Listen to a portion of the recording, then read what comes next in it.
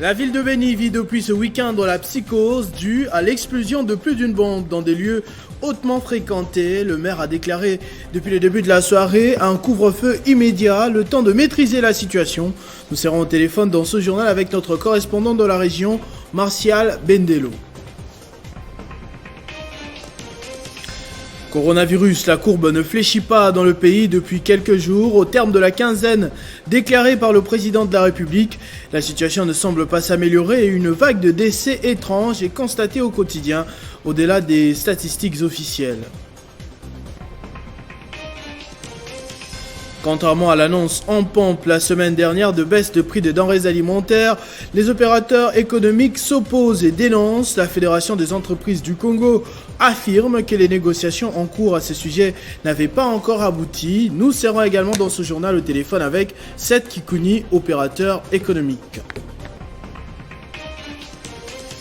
En sport, le tout-puissant Mazembe est mathématiquement champion de la 26e édition de la Vodacom Ligue 1 après sa victoire face à Maniema Union ce dimanche. Nous ferons le tour de la page sportive avec Christian Bokaya comme tous les lundis. Mesdames et messieurs, bonjour. L'armée confirme les attentats terroristes avec les explosions vécues hier. Elle porte la signature des ADF. L'armée dit avoir identifié le kamikaze qui s'est fait exploser dans la soirée. Un sujet ougandais, notamment Mboudi Abdallah s'appelait-il, très actif aux côtés de son chef. Nous sommes en ligne avec notre correspondant dans la région, Martial Bendelo. Bonjour. Le lendemain de ces explosions, qu'est-ce que sait-on réellement de ce qui s'est passé à Béni ? Pour la seule journée de ce dimanche, 27 juin, la ville de Béni a enregistré 2 explosions. D'abord le matin à l'église catholique de Boutchili, où il y a eu 2 blessés graves, 2 fidèles, aux côtés de dégâts matériels importants dans cette église. La seconde explosion est intervenue aux environs de 19h40, cette fois-ci en plein centre-ville, au rond-point Malou, communément appelé rond-point Les Trocs. Là, il y a eu mort d'homme et le service de sécurité précise effectivement que la victime ici, c'est le kamikaze lui-même qui est mort sur le champ des suites de cette explosion. Une situation qui a effectivement inquiété et créé une certaine panique au sein de la population civile. Et Martial, entre-temps, le maire a été obligé de prendre des mesures, notamment un couvre-feu dans une ville particulièrement ciblée par l'état de siège. Ça a été suivi déjà hier soir. L'armée précise qu'il s'agit bel et bien des actes terroristes portant la signature des combattants ADF, MTM, qui sont à l'œuvre. Ils sont donc auteurs de ces attentats terroristes, précise l'armée. Le porte-parole du secteur opérationnel Grand Nord, le lieutenant Anthony Mwaluchai, a même indiqué que l'armée a bel et bien identifié la victime, ce kamikaze. Il s'agit d'un sujet ougandais du nom de Mboudi Abdallah, qui de son vivant était très actif aux côtés de son chef. Et sur son corps, les services de défense ont pu récupérer la radio Motorola qui servait de communication entre ce kamikaze et les restes de son groupe. Et face à cette situation, l'autorité urbaine, vous le savez, la ville de Béni est aussi sous le coup de l'état de siège. Tout de suite, le maire de Béni, le commissaire supérieur principal Narcisse Mouteba, a édicté certaines mesures. Et parmi ces mesures, c'est d'abord la suspension de toutes les activités scolaires, tout comme les marchés, dans les 48 heures qui suivent, soit à dater de ce lundi. Les habitants doivent rester à la maison et multiplier la vigilance, pas d'attroupement dans des endroits publics, le temps que les forces de défense et de sécurité s'investissent pour pouvoir investiguer sur les endroits publics qui pourraient être la cible effectivement des terroristes ADF. De son côté, l'armée annonce aussi certaines mesures, tout en appelant la population à la prudence et à la vigilance. Des patrouilles diurnes comme nocturnes, pédestres tout comme motorisées devront être intensifiées et des checkpoints seront érigés pour pouvoir contrôler et chercher à identifier tout le monde. Et dernière question, Martial, comment la ville s'est réveillée ce matin ? La population collabore-t-elle ? Il y a un sentiment de méfiance ou de prudence ou quoi que ce soit à Béni ? Ce lundi, la ville de Béni s'est réveillée avec une ambiance pas comme d'habitude, avec évidemment des mesures annoncées la veille par l'autorité urbaine. Très peu de circulation ce lundi dans la ville. Nombreux habitants préfèrent rester à la maison et suivre la situation de près en observant les mesures édictées par l'autorité compétente. C'est en tout cas le moins qu'on puisse dire pour l'instant sur la situation actuelle en ville de Béni au Nord Kivu. Les nouvelles ne sont pas bonnes non plus. En Ituri, une nouvelle attaque des ADF a fait 5 morts et plusieurs maisons ont été incendiées lors du passage des rebelles à Manzombe, une localité située dans la chefferie de Walese Vokuntu, en territoire d'Irumu. L'annonce a été faite par Christophe Mouigna-Nderu, coordonnateur de la Convention pour le respect des droits de l'homme. Au Sénat, plénière ce lundi pour la 3e fois consécutive, les sénateurs vont examiner et adopter le projet de loi portant autorisation de la prorogation de l'état de siège en Ituri et dans le Nord Kivu pour une période de 15 jours.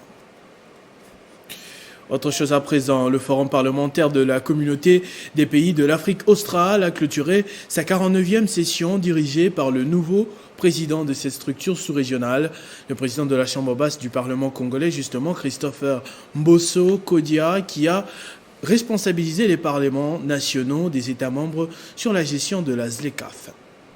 Convoqués du 25 au 27 juin, les parlementaires de la SADC ont réfléchi sur le thème « Tirer Paris de la zone libre-échange continentale africaine » pour la reprise économique post-Covid-19 en Afrique australe, les rôles du forum parlementaire de la SADC et des parlementaires nationaux. Dans son discours de clôture des travaux par visioconférence, le président du forum parlementaire Christophe Mbosso se dit satisfait et reconnaissant de présider et de participer à sa première assemblée plénière en tant que président du forum parlementaire de la communauté de développement de l'Afrique australe. Il a, de manière spéciale, remercié l'invité d'honneur à ses travaux, le président de la République du Botswana. Il a également remercié le Parlement du Botswana et félicité le président de l'Assemblée nationale de ce pays pour la qualité de l'organisation de l'Assemblée plénière. Il a fait savoir qu'au cours de ces travaux, les parlementaires de la SADC ont adopté plusieurs résolutions, et parmi lesquelles les États membres de la SADC sont appelés à éliminer les murs invisibles qui entravent la capacité de l'Afrique à accéder aux vaccins et à faire en sorte que chacun ait accès à ces médicaments qui peuvent sauver des vies. Il a appelé les États membres de la SADC de procéder rapidement à l'intégration du protocole de la SADC sur la santé et de mettre en œuvre avec succès le programme pharmaceutique de la SADC. Ces protocoles préconisent la création de centres pharmaceutiques régionaux pour les parlementaires. En effet, ces mesures vont contribuer à réduire les inégalités d'accès aux médicaments et aux vaccins essentiels. La plénière a sensibilisé les parlementaires de la SADC à demander à leurs gouvernements respectifs et aux autres acteurs impliqués dans la lutte contre le coronavirus à prendre en compte les genres des cadres des campagnes de vaccination dans la région de la SADC en vue de l'amélioration de l'accès des femmes à la vaccination. Mbosso Kodia a exhorté les parlementaires nationaux à former les parlementaires sur leur mandat législatif et de contrôle afin d'assurer la mise en œuvre effective de la zone de libre-échange continentale africaine et de construire une région de la SADC plus inclusive et équitable au-delà de la pandémie Covid-19. Depuis quelques jours, des messages à glacer le sang circulent sur les réseaux sociaux pour prévenir le manque des places dans les morgues ou encore les hôpitaux pour accueillir des nouveaux malades. Une situation qui donne raison aux autorités qui ont prévenu depuis près d'un mois sur la 3e vague de coronavirus qui frappe dans le pays. La courbe de 40 000 cas de contamination est déjà atteinte. Le gouvernement tente tant soit peu de stopper l'hémorragie. Récit des faits. À quelques jours de la fin de la première quinzaine, avec des nouvelles mesures annoncées par le chef de l'État en personne, la prolongation semble évidente. Non seulement la courbe de la chaîne de contamination ne baisse pas, mais en plus, le pays vit un climat morose, avec des décès au quotidien, y compris dans l'entourage de Félix Tshisekedi, qui a perdu coup sur coup membres de famille et proches collaborateurs.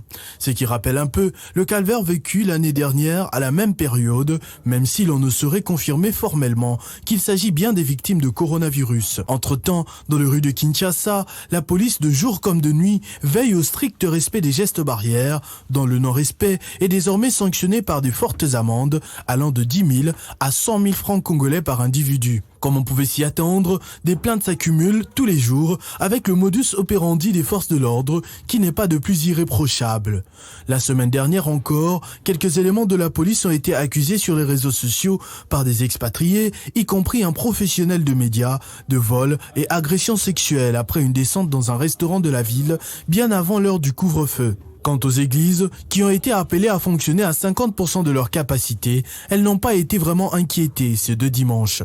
Ces mesures ont notamment causé l'annulation des grands événements qui auraient pu avoir lieu cette semaine, à savoir le rapatriement en pompe des reliques de Lumumba, accompagné d'une visite officielle du roi des Belges, le jour même de la commémoration des 61 ans de l'accession à la souveraineté nationale et internationale. Samedi encore, le comité multisectoriel notifiait 496 nouveaux cas, dont 397 à Kinshasa, 38 au Kasaï, 22 au Congo central, 17 dans le Haut-Katanga, 12 en Ituri, 5 dans le Haut-Uélé, 4 au Lualaba et 1 au Nord-Kivu. Des statistiques qui ramènent finalement le pays à franchir le cap de 40 000 cas de contamination en un laps de temps.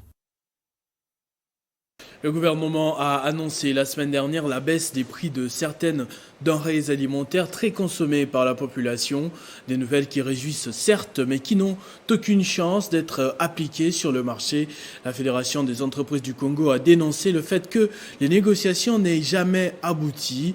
Nous sommes en ligne cette fois avec un opérateur économique national de renom, Seth Kikuni, ancien candidat à président de la République. Première question, vous êtes opérateur économique, mais également leader d'opinion. De quel côté vous retrouvez-vous pour le moment, du côté de la FEC qui tient à préserver ses intérêts ou le gouvernement qui veut coûte que coûte soulager la population en ces temps difficiles? Je me retrouve du côté du commerçant. Je me retrouve du côté de l'homme d'affaires. Je me retrouve du côté de la PEC. Je ne suis pas du côté du gouvernement parce que la décision, à mon avis, est tout simplement insensée. Je crois que avant de prendre certaines décisions, il faut avoir l'habitude d'évaluer tous les paramètres qui guident un secteur donné. Comprenez que le commerçant qui est visé dans cette affaire n'évolue pas dans un monde différent de celui du consommateur. Cela veut dire que tous les problèmes auxquels le consommateur est confronté, le commerçant aussi fait face à ces mêmes problèmes. Aujourd'hui, nous parlons de vivres frais. Oui, aujourd'hui, pourquoi est-ce que le consommateur ne fait pas de provisions chez lui? C'est parce qu'il y a un problème sérieux d'énergie. La SNEL ne vous donne déjà pas le courant. Ça, c'est un petit exemple. Le commerçant prend le risque d'acheter une très grande quantité de vivres frais qu'il essaye de revendre sans que la SNEL ne lui donne le même courant. Qu'est-ce qu'il fait? Il s'achète un groupe électrogène et tous les jours, il dépense des centaines de dollars de carburant pour conserver ces vivres frais-là. Et le gouvernement, sans tenir compte de tous ces paramètres, il vient imposer un prix. Pourquoi? Parce qu'il y a une loi qui dit que, voilà, le prix ne doit pas dépasser tel montant. Oui. Ils n'ont pas pris en compte le petit paramètre, l'un des paramètres que je viens d'évoquer. Pour le deuxième point, depuis le mois de mars 2020, nous sommes en crise. La pandémie, dans d'autres États, le gouvernement a tout fait pour jeter le fleur aux entrepreneurs, pour subventionner les entrepreneurs. Qu'est-ce que notre gouvernement a fait? La plupart des commerçants, les hommes d'affaires, ils ont perdu jusqu'à 45%, 50% de leur chiffre d'affaires. Pour continuer à fonctionner, ceux-là qui n'ont pas fermé, pour continuer à fonctionner, ils se sont endettés auprès des banques commerciales. Mais à quel taux de pourcentage, à quel taux d'intérêt les banques commerciales nous donnent de crédit? Est-ce que le gouvernement le fait? 86%, c'est énorme. Le gouvernement n'a résolu aucun problème en amont, mais il vient en aval pour imposer sa structure de prix aux commerçants sans tenir compte des risques. Nous prenons plusieurs risques et beaucoup de dettes faillites. Ils fonctionnent avec l'argent des dettes. Comment vont-ils payer toutes ces dettes-là? Malgré cette perte, M. Kikuni, la souffrance de la population est plus que certaine. Et vu le contexte au-delà du Covid, la catastrophe naturelle, l'état de siège, est-ce qu'il n'y a pas moyen de concéder un petit geste de solidarité tout de même? L'opérateur économique travaille d'abord pour son profit. Nous ne sommes pas des menteurs. Nous ne le sommes pas. Deuxième point, je crois que par solidarité, il y a des choses qui doivent être faites avant d'en arriver à l'homme d'affaires ou commerçant. On peut d'abord commencer par diminuer les trains de vie des institutions. L'État dépense beaucoup d'argent pour les députés, pour les sénateurs, pour les ministres. Ils peuvent commencer par là, ça va alléger la situation. Le commerçant se plaint aujourd'hui du fait qu'il n'y a pas de liquidité. Et comprenez que lorsqu'il n'y a pas de liquidité, lorsque vous baissez le prix de vos marchandises et que vous ne vendez pas vite, c'est une réalité économique, c'est une réalité commerciale. Donc le gouvernement ne peut pas venir demander des sacrifices aux commerçants pendant que lui-même ne fait pas des sacrifices. Les dépenses au niveau de la présidence n'ont jamais été faites. C'est de l'argent qui entre dans les poches, je ne sais pas moi de qui, le nombre de conseillers, on n'a viré personne. Pourquoi est-ce que le commerçant doit faire des sacrifices? Parce que déjà, nous avons hypothéqué nos maisons, nous avons hypothéqué nos biens pour avoir des crédits. Nous travaillons à risque aujourd'hui, l'argent ne circule pas. Quel autre sacrifice allons-nous faire? Parce que le plus grand sacrifice que nous faisons, c'est continuer à faire venir la marchandise, c'est continuer à produire, c'est continuer à distribuer, c'est continuer à payer nos employés, ce sont des sacrifices. C'est continuer à payer aussi les impôts, ce sont aussi des sacrifices. Quel autre sacrifice pouvons-nous faire? On ne peut pas travailler gratuitement quand même. Dernière question, monsieur Seth Kikouni. Pouvez-vous, en revanche, proposer une piste de solution pour sortir de cette crise? Écoutez, je crois que en ce moment, je préfère dire aux autorités de laisser faire l'économie. Si l'État veut aider, au lieu de privilégier des choses inutiles comme l'achat de jeeps aux députés, de cibler certaines entreprises en les subventionnant. Il y a des entreprises qui nourrissent ce pays. Il y a des petits commerçants qui, depuis des années, se battent pour que notre économie puisse rester. Il faut les identifier, il faut les soutenir financièrement. Si on arrive à soutenir ces gens-là financièrement, automatiquement les prix vont se réguler parce que nous tous nous voulons vendre. Deuxième point, depuis la session de notre président à la magistrature suprême, il n'a jamais créé un contexte, un cadre de dialogue avec l'homme d'affaires local. Il a préféré, dès la prise de ses fonctions, aller se promener dans le monde entier et dépenser 60 millions de dollars pour parler aux investisseurs étrangers qui ne sont jamais venus. L'homme d'affaires congolais se sont négligés. L'homme d'affaires congolais ne se sont abandonnés, mais c'est de lui que vous exigez des sacrifices. Il faut d'abord créer un contexte de dialogue, parler avec l'homme d'affaires congolais, écouter ses difficultés. C'est en ce moment-là qu'on pourra parler d'un certain point de patriotisme et de sacrifices. Voilà, si j'étais président de la République, ce que j'allais faire. Commencer d'abord par valoriser ces gens-là. Ce sont les héros de notre société. Le pouvoir économique, c'est le seul pouvoir qui tient debout ce pays. Voilà. Oh, merci Seth Kikouni. On passe en international maintenant. D'abord dans le continent, au Mali, au moins 6 civils ont été tués et une dizaine blessés dans une attaque des hommes armés dans le centre du pays. Dans la localité de Douentza, l'attaque a été attribuée aux djihadistes qui circulaient à moto. Pour assurer la sécurité de la population, l'armée malienne a dépêché sur place des hommes et du matériel. Élections régionales et départementales en France, comme pour le premier tour, les Français se sont de nouveau abstenus à 65%, s'il vous plaît, ce dimanche. Un échec de l'extrême droite de Marine Le Pen et du parti d'Emmanuel Macron, permettant à la gauche et la droite de prétendre à une nouvelle dynamique à 10 mois seulement de la présidentielle. Le champion de la 26e édition de la Vodacom Ligue 1 est jusque-là connu, à moins que le bureau décide autrement. Le tout-puissant Mazembe a fini en tête du classement avec 69% après sa victoire d'hier face à Maniema Union. En Coupe du Congo, DSMP jouera Sangabalende. On parlera de la page africaine et de l'Euro 2020 dans ce panorama sportif, vous l'avez compris, avec Christian Bokaya qui va me rejoindre de l'autre côté du plateau. Bonjour et bienvenue Christian. Bonjour Christopher Otiokoum, bonjour à toutes et à tous. On va commencer par le tout-puissant Mazembe, je l'ai dit tout à l'heure, mathématiquement champion. Bien évidemment, Christopher, les Corbeaux de Lubumbashi ont fait une belle opération hier à Kindu en s'imposant petitement face à la formation de Maniema Union.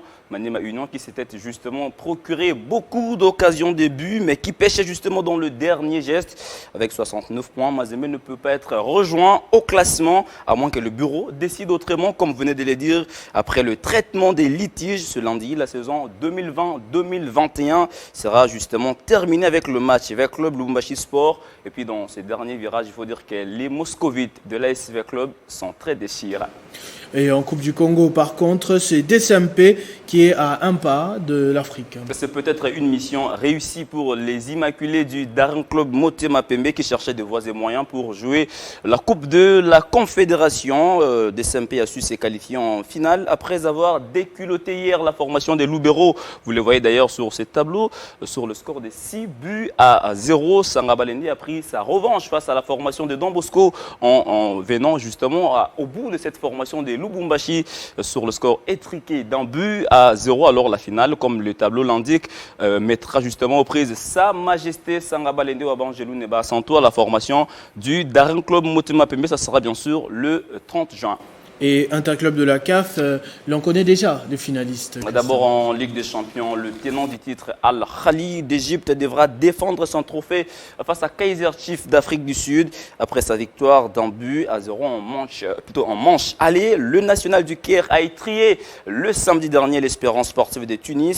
Dans l'autre demi-finale, Kaiser Chiefs a écarté le Wydad Athlétique de Casablanca en lui imposant un nul de 0 but partout. Après justement l'avantage acquis lors de la manche allée en Coupe de la Confédération. Très vite, deux Congolais, comme vous le voyez justement sur cette image, seront à l'honneur avec le Raja Club de Casablanca qui a écarté la pyramide FC d'Égypte hier après la séance des tirs au but. Ben Malango et Fabrice Ngoma joueront justement en finale la JSK qui a surclassé Coton Sport des Garois. Cette finale se jouera le 10 juillet au Bénin. Et Christian, en Europe 2020, l'on a en ce moment tous nos yeux braqués vers ce championnat. Et le 8e de finale ont commencé ce week-end. Croatie-Espagne, France-Suisse, ce sera déjà ce lundi. Et comme vous avez déjà donné le programme, ça sera pour le compte des 8e de finale. Mais Christopher Ochokoum hier, le Portugal de Cristiano Ronaldo, tenant du titre, a été battu par la Belgique sur le score d'1-0. Même si Cristiano Ronaldo était sur terrain, il s'est époumoné sans succès face à une belle équipe de Diables Rouges qui rejoignent justement l'Italie, le Danemark, la République tchèque également en quart de finale. Les deux autres qualifiés en quart de finale seront connus à l'issue de 2 matchs qui vont se jouer ce lundi. On va terminer avec de l'athlétisme, course de cross-country. La FEACO fête l'indépendance.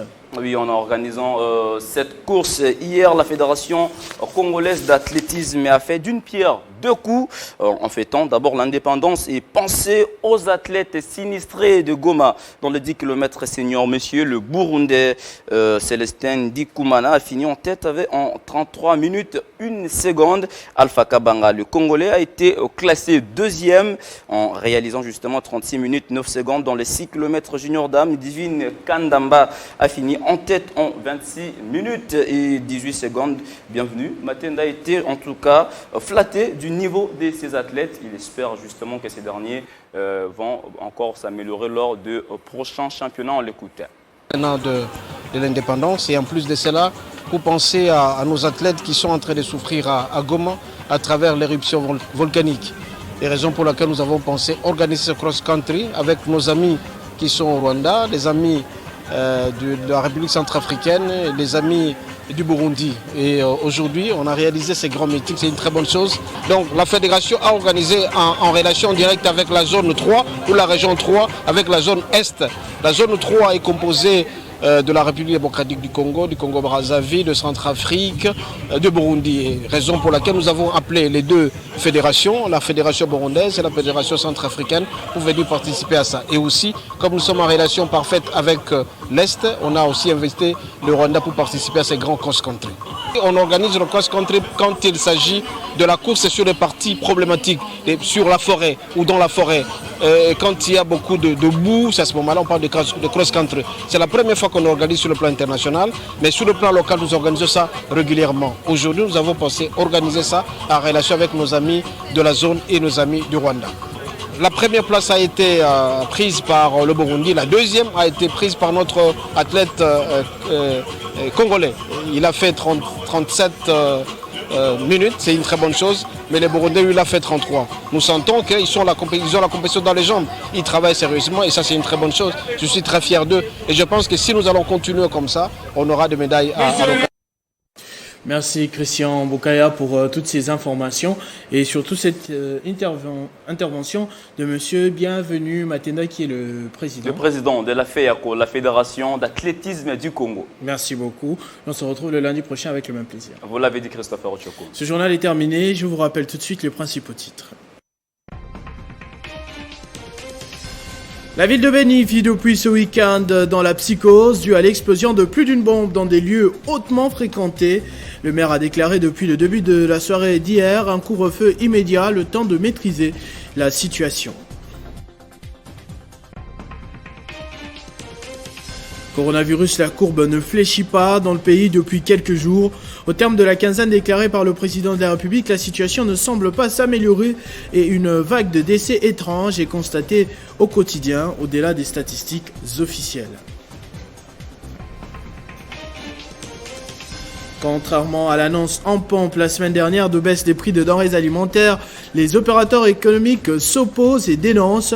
La Fédération des entreprises du Congo affirme que les négociations en cours à ce sujet n'avaient pas encore abouti. Nous étions en ligne dans ce journal avec Seth Kikouni, opérateur économique et ancien candidat président de la République. Nous avons terminé avec du sport. Le tout-puissant Mazembe est mathématiquement champion de la 26e édition de la Vodacom Ligue 1 après sa victoire face à Maniema Union ce dimanche. Nous avons également fait le tour du monde du sport, notamment avec l'Euro qui se poursuit aujourd'hui dans une étape de 8e de finale avec des oppositions telles que la France contre la Suisse ce lundi. Ne nous quittez pas, la revue de presse c'est dans un instant.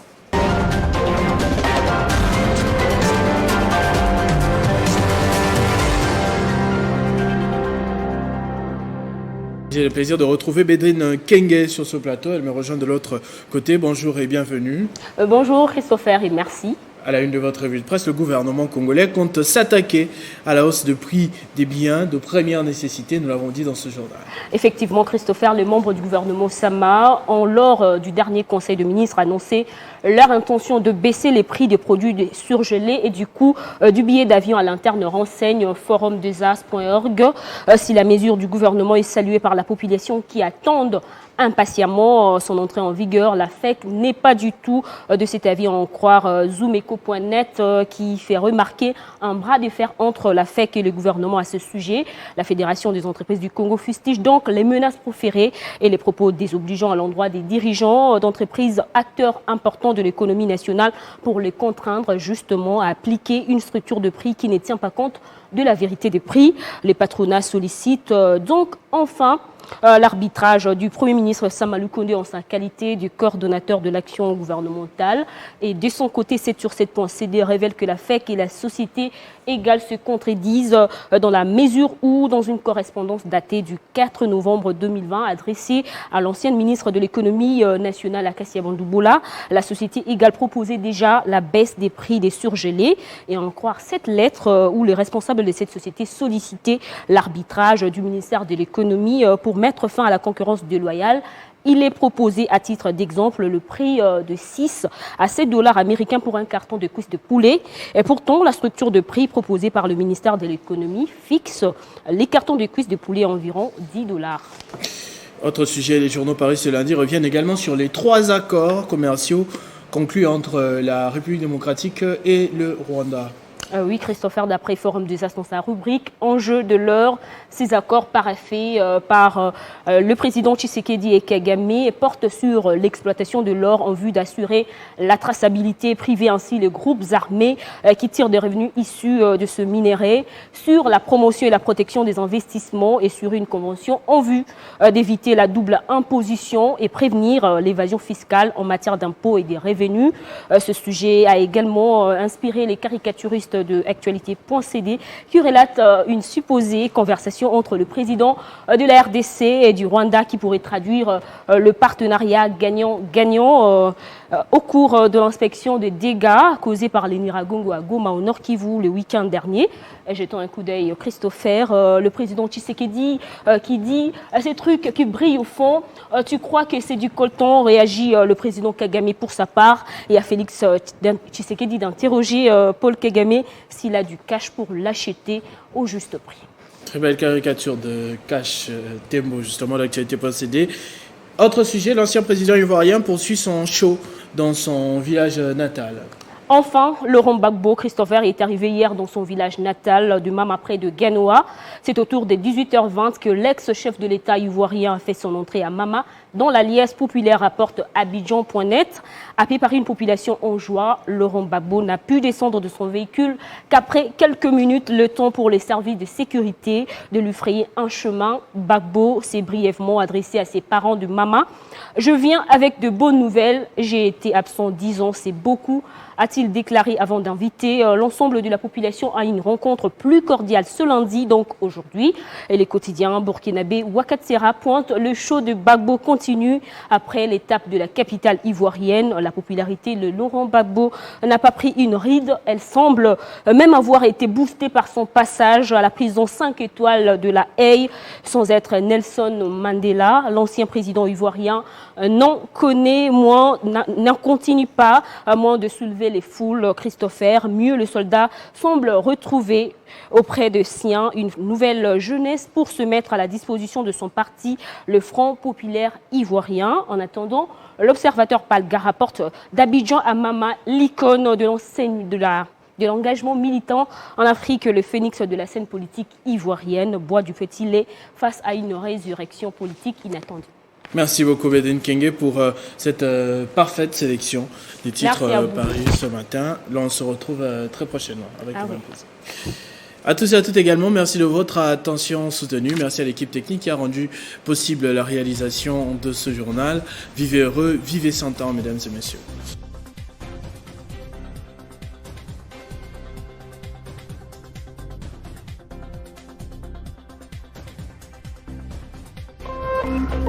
Téléchargez les infos Télé 50 sur www.télé50.cd.